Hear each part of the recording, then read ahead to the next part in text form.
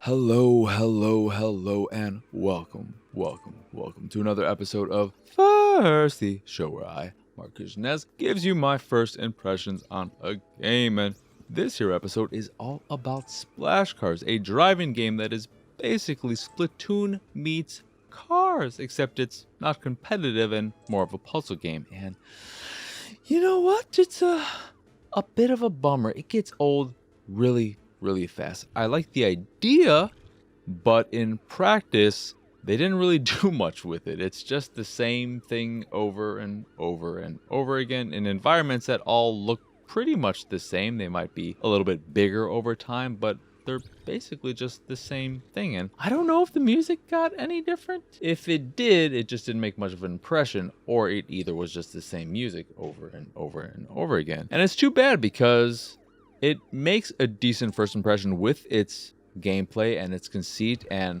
a very nice, charming aesthetic. It's very clean. It's very pretty to look at. I like it. I like the look of the game. I like its style, and I'm a fan of that pulled back camera perspective, slightly isometric, Micro Machines-esque, and it's very simple control-wise, basically just a one-button game where you are only controlling the direction of your vehicle. You have no control over the gas or anything of that sort, no braking, hand braking, etc. You're just turning your car in this very small space. And you could do this with either the right analog stick or the left analog stick or the bumpers. I'm playing on the Xbox One, so the bumpers are L1 and R1, etc. The goal of the game is to drive over all of the area that you can within the time limit in order to paint the roads, and if you get close enough to a house, you'll paint the house, and you're just basically trying to bring color to these small little environments, these small little spaces. And it's not so much a time limit, but your fuel, and if you run out, then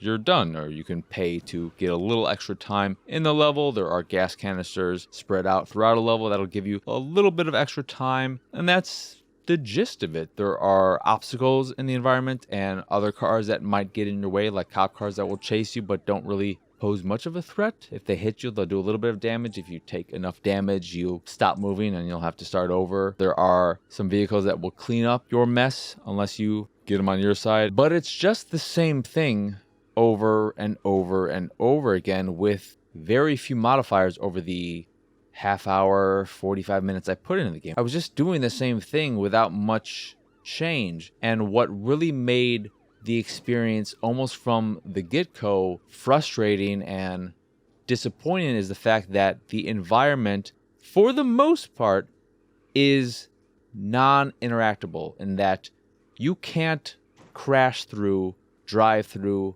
what have you, through most of the things in the environment. There will be boxes or barrels that you can drive through, which is nice, but you can't drive through a fence. You can't run over a street pole. You can't drive through most anything, and it's just, if they allowed more freedom in that sense, it would be a lot less tedious of an experience, because there are instances where you're going into a gated area in order to turn some houses to color or whatever, and there is only one exit and entrance to this space that is surrounded and closed off by a very thin fence that you would assume a car could drive through pretty easily, but you can't. And it just was so tedious because I just wanted to drive through so much of the environment, to smash through things. And I think that would have made it not only more fun, but it would have made up for the fact that you're really just doing the same thing over and over again. Because at least you'd be able to smash through things. Smashing through things is fun, man.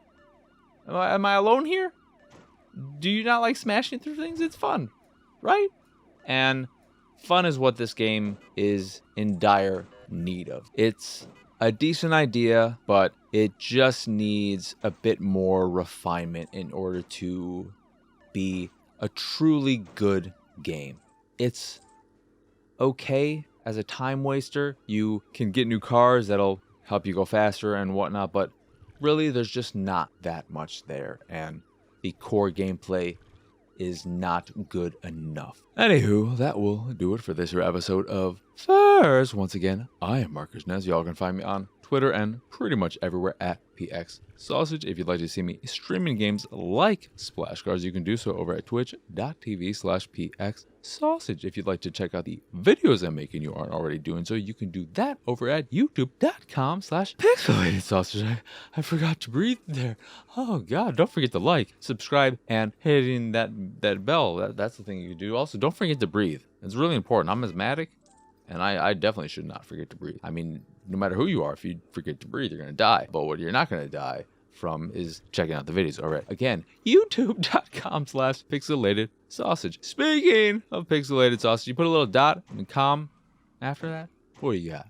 You got my website, pixelatedsausage.com. You go there and you find more garbage like this, as well as the art I'm making. If you see something you like, you can purchase a print of the piece you fancy. And if you fancy the site in general and anything that we do, please go over to patreon.com/pxs and support us that way. As always, thank you for watching or listening. I hope you enjoyed this here episode, and I hope you have a wonderful, wonderful rest of your day. Bye!